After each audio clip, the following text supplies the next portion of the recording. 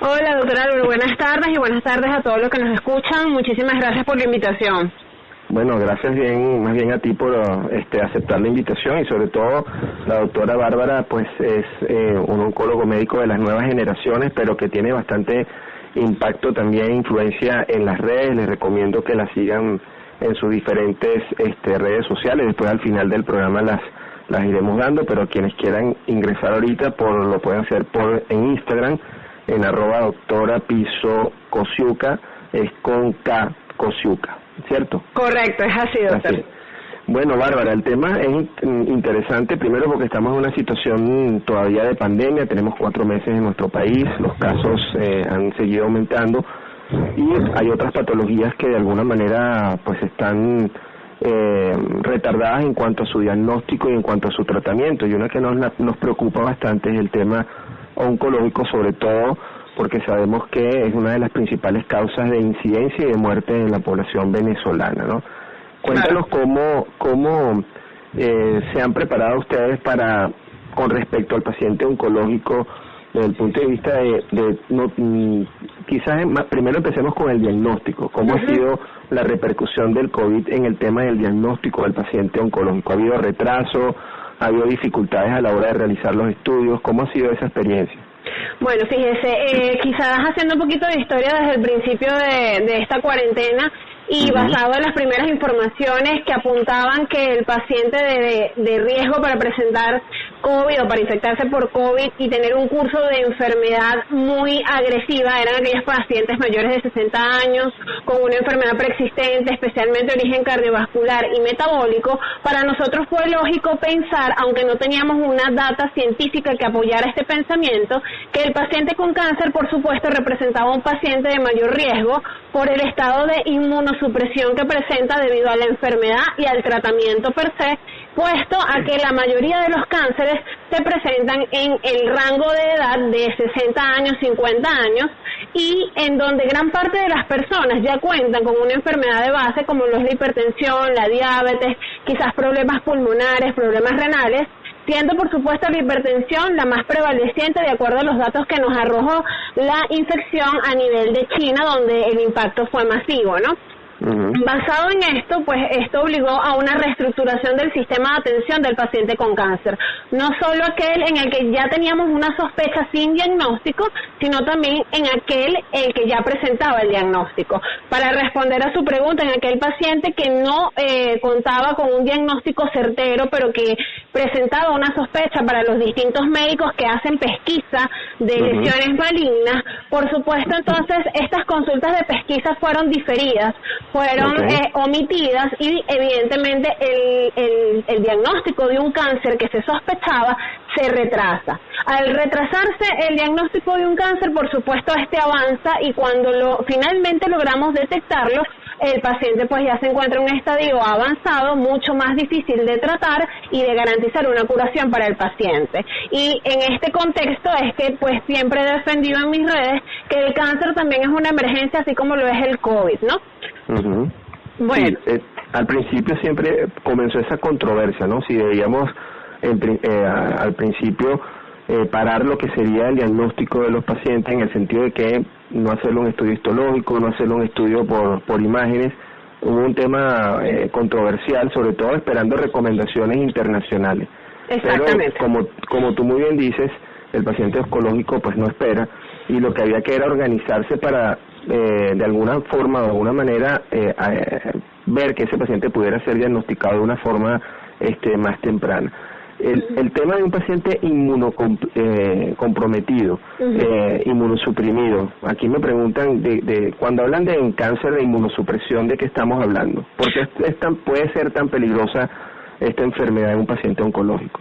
Bueno, fíjese, como le comenté, cuando empezó todo esto, especialmente en Venezuela, bueno, y en el mundo en general, que no teníamos una data específica para pacientes oncológicos, por supuesto, es lógico pensar que un paciente que normalmente conocemos como inmunosuprimido, en el caso de cáncer, es porque cuando existe una lesión maligna, nuestro cuerpo está dirigido, es su naturaleza, a responder contra esta lesión, llamémosla una infección, llamémosla un un cáncer, el sistema inmunológico va dirigido a batallar contra la lesión cancerígena, de tal manera que el sistema inmunológico se encuentra inmunosuprimido porque está distraído, si se quiere, luchando contra este tipo de lesiones, pero que lamentablemente su lucha es insuficiente y pues amerita la intervención médica. Entonces, si se le suma la infección, bien sea por COVID, que es una infección bastante severa, o cualquier otro tipo de infección, por supuesto el sistema inmunológico no va a tener la misma respuesta que va a tener un paciente que no tiene ninguna enfermedad preexistente, en esta conversación particular, un cáncer. Claro. Ahora, ese concepto de que el paciente oncológico en ese contexto de inmunosupresión tiene más riesgo de contraer la enfermedad, es bueno que nos aclares eso. No, para nada. Fíjese, el primer reporte que hizo China fue un reporte bastante escueto desde el punto de vista estadístico. Cuando se analiza de forma retrospectiva, ellos incluyeron en su estudio aproximadamente unos para ver que lo tengo anotadito por acá, 205 pacientes con cáncer, de los cuales solamente el 20% habían muerto, pero ellos no hacían acotación de que habían muerto porque tenían cáncer o bien sea por cualquier complicación inherente a las que ya sabemos que son las comorbilidades o las enfermedades persistentes como las que son de origen cardiovascular. Posteriormente y más reciente, afortunadamente, tenemos un ensayo donde se incluyeron 800 pacientes solamente con diagnóstico de cáncer y se dividieron entre los que recibían quimioterapias, los que recibían tratamiento de inmunoterapia y aquellos pacientes que recibían tratamientos menos lesivos como los que son los tratamientos hormonales o tratamientos dirigidos.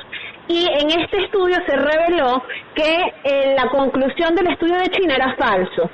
Vamos a ser un poquito más simples. En China nos decían que el cáncer representaba aproximadamente 7.2 veces el riesgo de padecer la enfermedad del COVID desde el punto de vista severo. Pero en este estudio, bien realizado desde el punto de vista estadística, el cáncer solamente aumenta 1.5 veces el riesgo de enfermedad severa por COVID. Lo que es igual decir, si un paciente con cáncer se enferma por COVID, el riesgo es prácticamente igual a aquel paciente que no tiene cáncer.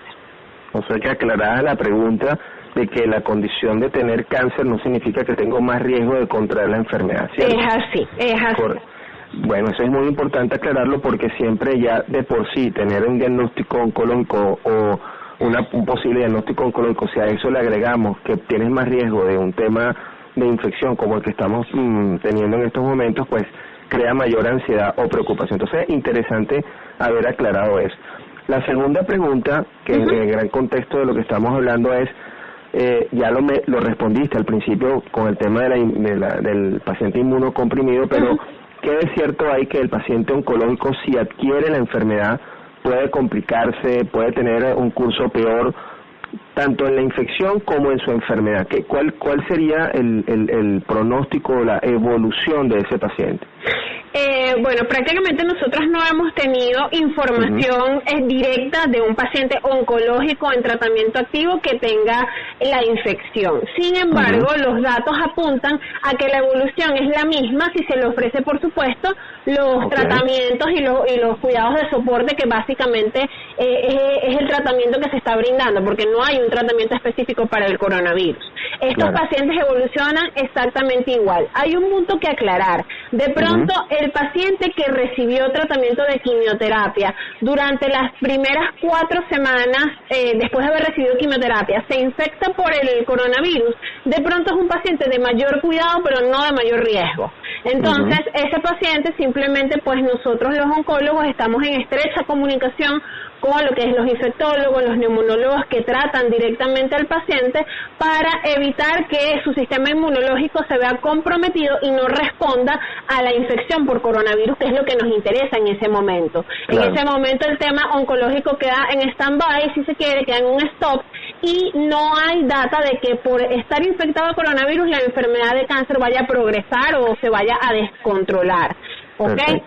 Al poner los tratamientos para el coronavirus, cabe destacar que uno de ellos son los anticoagulantes, pues también estamos tratando ciertas complicaciones posibles que se pueden ver en un cáncer, como son los eventos trombóticos.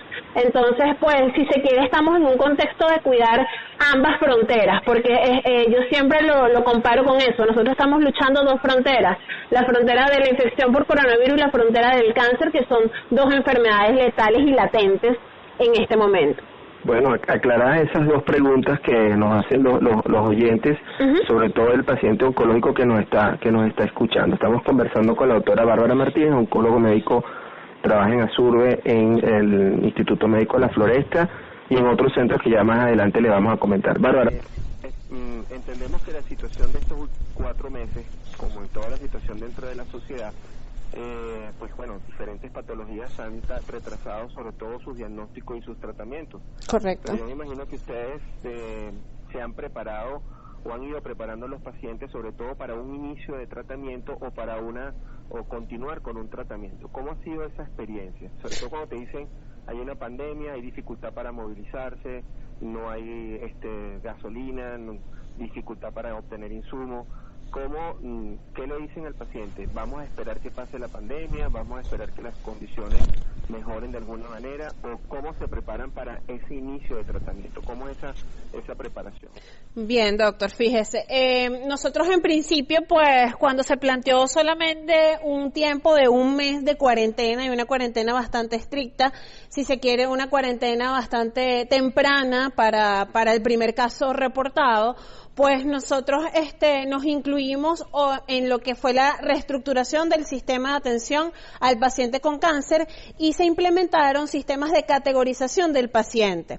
De tal manera, nosotros incluíamos a los pacientes en 3 grupos. El primer grupo, por supuesto, el de riesgo elevado, ese paciente que amerita tratamiento prácticamente inmediato porque la enfermedad lo coloca en un riesgo de perder su vida, su calidad de vida, y con esto me refiero a pacientes con enfermedad metastásica y compromiso de la función de alguno de sus órganos. Allí, pues, evidentemente, nosotros nos planteábamos el inicio de tratamiento, por supuesto, contando con todos los sistemas de cuidado, ya sea todos los estadísticamente conocidos del lavado de las manos, educar a los familiares en lo que sería el manejo del paciente en la casa y, por supuesto, asegurarle al paciente todos los medicamentos de soporte, como son aquellos que utilizamos para aumentar los glóbulos blancos y que no se baje el sistema de defensa, aumentar la hemoglobina, que el paciente se sienta bien y que pueda tolerar los alimentos, hidratarse y todas estas recomendaciones que normalmente se hacen, pero bueno, las afianzamos un poco más.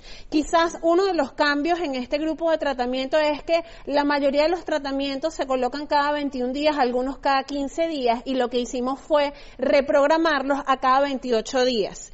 Entonces las dosis cambiaban un poco, quizás bajarlas para que el paciente las tolerara mejor en pacientes de mayor edad y así íbamos, ¿no? Individualizando, pero de acuerdo a la categorización del paciente. Luego, el segundo grupo de riesgo, el grupo de riesgo intermedio, en aquellos pacientes que tenían enfermedad no crítica, donde se les daba un chance de espera de 6 semanas. Por ejemplo, aquellos pacientes que estaban operados, pues bueno, se le alargaba un poquito el tiempo de espera. Nosotros normalmente esperamos 6 semanas, quizás hasta 8 semanas. Sin embargo, el tiempo habló y pues ya llevamos 4 meses de cuarentena de un primer mes que se había planteado y por supuesto este grupo en particular ya pasó a ser un grupo que entró en tratamiento. El tercer y último grupo es aquel paciente que es una enfermedad de bajo riesgo, que se puede manejar con medicamentos no tan tóxicos como una quimioterapia, de pronto con tratamientos hormonales o tratamientos dirigidos y por supuesto el seguimiento del paciente en vez de ser quincenal lo estábamos alargando a mensual o se incorpora lo que es la telemedicina, un monitoreo a través de lo que son las redes sociales que bueno nos han permitido, si se quiere, esta modalidad. Gracias a Dios, porque si no, bueno, iba a ser bastante difícil el tema de la movilización de los pacientes y todo.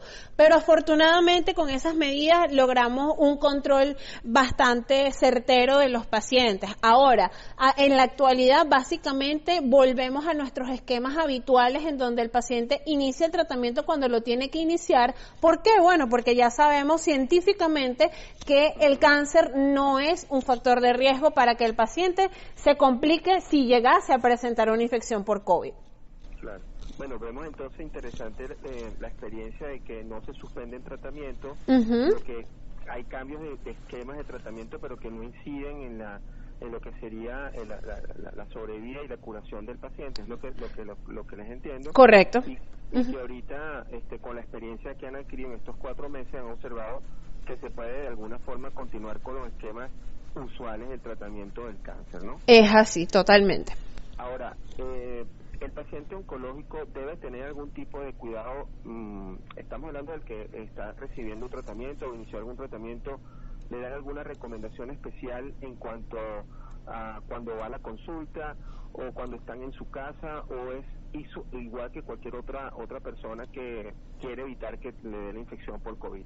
Es igual. ¿Tomar las medidas o no? No, hay que ser, va a depender igual del paciente, ¿no? Como le comento, va a depender de la tolerancia que tenga el tratamiento. Por supuesto, los pacientes de mayor edad, pues siempre vamos a tratar de resguardarlos y apoyarnos en la familia en los cuidados que se deben de tener. Básicamente es lo mismo que un paciente normal que puede salir a la calle a hacer su mercado. Debe usar tapaboca, debe usar guantes, debe usar un distanciamiento social, si puede usar la mascarilla facial, especialmente cuando va a consulta médica a hacerse los laboratorios, porque allí prácticamente entra en contacto con distintos tipos de pacientes, no solamente oncológicos, y por supuesto los cuidados pues son cuestionables, uno no sabe quién se cuida y quién no se cuida. Entonces, básicamente es un tema más cultural que científico de hacer una receta médica para que el paciente evite contaminarse, no es un tema de hacer educación continua con el familiar, con el paciente, y de que estas medidas se cumplan.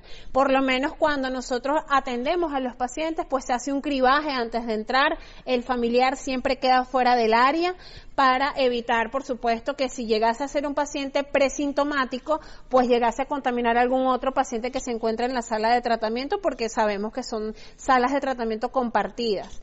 Y entonces, bueno, se les brinda más que todo el apoyo de estar allí con el paciente, de tranquilizarlo. No es fácil ver toda la información que se maneja en las redes, algunas falsas, algunas muy certeras, pero el manejo en el paciente que no tiene conocimiento sobre el tema de salud ocasiona mayores niveles de ansiedad, ocasiona mucho miedo, y el miedo para nada es favorecedor en cuanto a los resultados del tratamiento contra el cáncer. Así es. Hay un punto que tocaste en el segmento anterior que Ajá. tiene que ver con la, ¿cómo decirte? Cómo mejorar las condiciones del paciente o evitar las complicaciones o las secuelas con el tratamiento oncológico. Uh-huh. Hablaste de esteroides, anticoagulantes, etcétera. ¿Hay alguna otra recomendación desde el punto de vista dietético, alimentación, vitaminas? Sabes que preguntan mucho, sobre todo para que tanto para el paciente oncológico como para evitar la enfermedad. ¿Qué nos puedes, sobre todo para quitarnos esos mitos que puedan estar corriendo en las redes, ¿no? Sí, claro. Es que existe mucho el mito de que con las vitaminas vamos a poder fortalecer el sistema inmunológico, y esto no es cierto. El tema está en que por qué tu médico te dice, mira, no puedes tomar vitaminas, sobre todo en el tema del cáncer, entonces viene aquella suposición de que las vitaminas alimentan el cáncer. No, señores, el cáncer se alimenta de todo lo que usted come, y usted no puede dejar de comer porque si no se muere usted. Entonces, simplemente el hecho de que nosotros hagamos una prohibición de las vitaminas, especialmente en el paciente que recibe quimioterapia, es porque la vitamina, desde el punto de vista farmacológico, compite con el medicamento de quimioterapia para unirse al tumor. Entonces, si la vitamina se une al tumor y no es la quimioterapia no ejerce su efecto. Entonces, es por eso que no queremos que la vitamina sea un factor para que la quimioterapia no haga efecto. No es porque sea mala, no es porque alimenta el tumor en lo absoluto. De hecho, después de que salen de la quimioterapia o en ciertos ciclos de quimioterapia avanzados, en pacientes que reciben 6, 8 ciclos de quimioterapia, muchas veces tenemos que utilizar ácido fólico, vitamina B12 para complementar y ayudar a la médula ósea a que responda más rápido y produzca más células de defensa. Pero no es algo que debemos usar de rutina. Es lo mismo con el tema del bicarbonato, el tema de la guanábana. Wow, eso no está mal que lo implementemos, no debemos abusar, pero no está comprobado científicamente que ayude a mejorar la enfermedad o que la evite. Simplemente debemos ser un poco equilibrados en el tema de las comidas. Hace poco yo toqué el tema del azúcar, un tema controversial. Me he visto muchas veces atacadas en las redes por esas publicaciones y bueno, me gustaría mencionarlo acá porque muchas personas dicen azúcar es igual a cáncer y no es así. Azúcar simple, azúcar de mesa, no es necesaria para que usted se mantenga vivo, pero las azúcares complejas que la encontramos en alimentos como la pasta, el arroz, la batata, todo eso es necesario que usted lo consuma, porque el azúcar le da a usted la energía para que pueda pues sobrellevar el tratamiento de cáncer y vivir en aquel paciente que no tenga cáncer, es decir, que ni lo evita y tampoco nos ayuda si usted no la consume en un tratamiento oncológico. Así es. Bueno, entonces, aclarado el punto sobre todo esos mitos que corren por las redes y sobre todo el punto relacionado con el cuidado que debe tener un paciente oncológico, tanto el paciente como la familia pues deben seguir las medidas que todos conocemos y si se cumple pues no debemos tener inconvenientes o eventualmente contraer la infección. Y sobre todo el tipo de recomendaciones que le da su oncólogo médico es el que tiene la medicina basada en la evidencia basada en la parte científica, y entonces es importante de alguna manera seguir las recomendaciones de sus médicos. Es así, okay. Primero, bueno, agradecerte que hayas estado con nosotros. Creo que has aclarado puntos que son bien importantes. Ya nos comentaste que la telemedicina ha sido algo importante en el manejo, en estar en contacto con los pacientes, ¿no? Correcto, es así. Sí, la telemedicina realmente era algo que como que uno se rehusaba a utilizarla, pero vemos que de alguna manera nos ayuda, ¿no? Sí. ¿Qué te parece? Hay una pregunta por acá relacionada con las pruebas o con los test de un paciente oncológico. ¿Tú crees que eso en algún momento vamos a tener que utilizarlo, vamos a tener que indicarlo? ¿Cómo ves tú esa situación? Existen protocolos más que todo quirúrgicos, a pesar de que no es mi área, en donde he visto que algunos cirujanos, pues, antes de operar a un paciente oncológico, pues, solicitan esta prueba y, pues, no es más que el resguardo, por supuesto, del personal médico y del área quirúrgica hospitalaria que se pueda utilizar, ¿no? Puesto que ha demostrado que, por supuesto, el coronavirus puede permanecer incluso en el área hospitalaria unos cuantos días. Entonces, evidentemente, tenemos que resguardarnos y utilizar todos los mecanismos de bioseguridad, y uno de esos es utilizar la prueba rápida para establecer si el paciente es un paciente de pronto asintomático pero positivo, ¿no? Entonces, de pronto en esas circunstancias sí sería importante realizarlo. Yo me lo he planteado en enormes cantidades de veces, sobre todo en los pacientes con cáncer de pulmón, en donde cualquier tosecita te prende la alarma de wow, ¿será coronavirus o será el tumor el que está generando el síntoma? Entonces, yo creo que en ese grupo particular de pacientes, pues deberíamos sentarnos a consensuar si realmente esta prueba nos va a ayudar o más bien nos va a confundir, ¿no? Porque por la tasa de falsos positivos, ¿no? Sí, esa es la pregunta que también te iba a hacer, ¿no?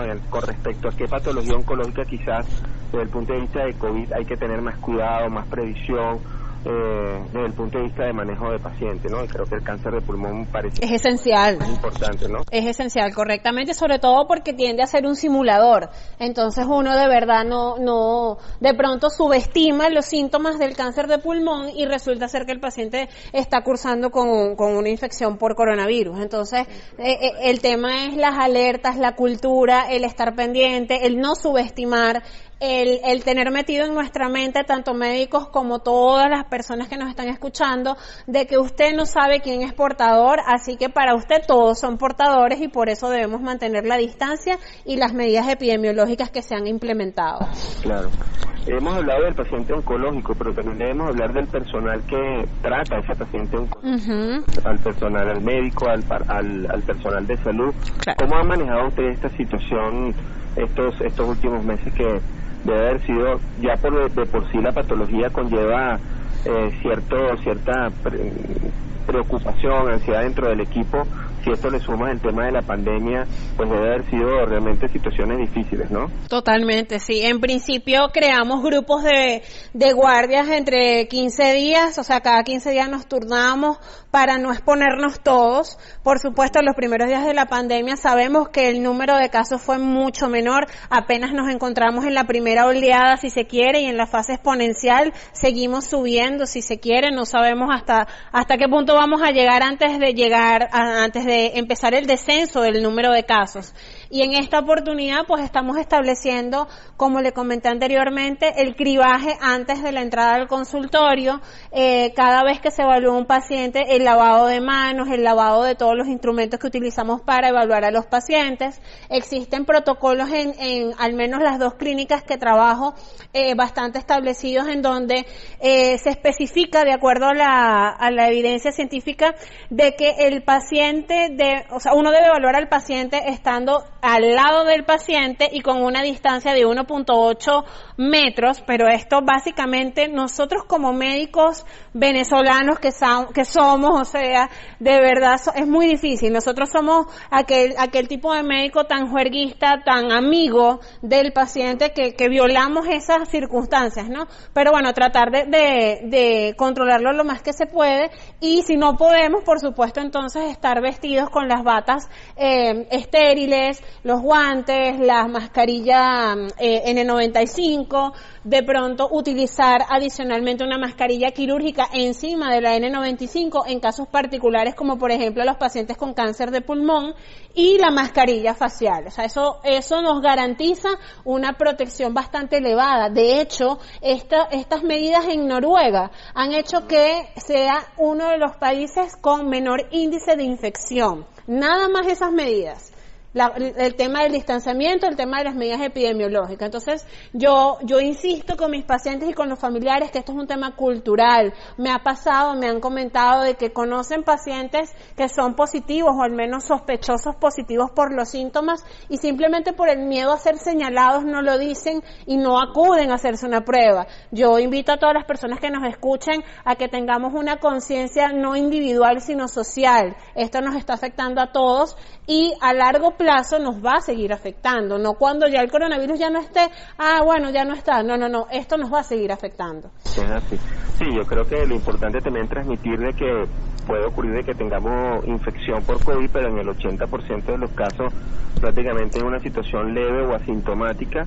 Sí, señor. Un 15 o 20% de pacientes que probablemente ameriten una hospitalización y aún así no van a ser sintomatologías severas, exacto. Lo importante es evitar, porque es la manera, seguir las recomendaciones, porque es una manera de alguna manera de romper esa cadena de transmisión del COVID-19. Totalmente. Bueno, Bárbara, pues mira, te agradecemos mucho, se nos pasó la hora rapidito. Sí. Pues por supuesto estás invitada para futuros programas de cualquier tema, que sabemos que te gusta la parte comunicacional, la parte educativa. No hablamos de ese punto que también es importante, el impacto que ha tenido dentro de la actualización de los médicos y sobre todo los oncólogos, el tema del COVID, como en todas las especialidades, pero bueno, ya lo dejaremos para otra oportunidad, claro. No quiero despedirme sin que nos des alguna recomendación final de las muchas que nos has dado, y que nos des tus puntos de contacto, tus redes, para que la gente pues si quedó con alguna duda, te haga alguna pregunta, te consulten, etcétera. Bueno, muchísimas gracias de verdad por el espacio y sobre todo por compartir con usted, una persona que durante mis años de formación pues siempre estuvo allí presente brindándome la mano, a pesar de que no estudié en el mismo hospital donde usted trabaja. Lo único que quiero decirle a todos es que sigamos realmente las medidas epidemiológicas. Les aseguro que con tan solo seguir esas medidas vamos a lograr un gran control y nos van a ayudar a nosotros los médicos muchísimo a poder intervenir y combatir lo que es el coronavirus. Mis redes, como el doctor Álvaro mencionó al principio, en Instagram, @DRA de doctora, piso Cosiuca, todo con K. Tengo una página web en donde manejo un programa de apoyo a familiares y pacientes con cáncer con información vital para ustedes. Se llama cosiucaoncólogo.com. Y también por los canales de YouTube, en donde publico todas las actividades académicas y culturales que hago para los pacientes oncológicos. Bueno, Bárbara, muchísimas gracias. A la audiencia pues se las recomiendo, síganla en las redes. Y bueno, el placer realmente que es mío, porque gente con ganas de trabajar y que bueno, que apuesta que sigue apostando por nuestro país, pues hay que brindarle siempre la mano. Saludos a la familia. Con gusto. Y nada, seguimos en contacto y aquí seguimos tratando de que las cosas mejoren en nuestro país. Así que terminen de pasar un feliz domingo, Bárbara. Igualmente, doctor, nos estamos comunicando. Hasta luego.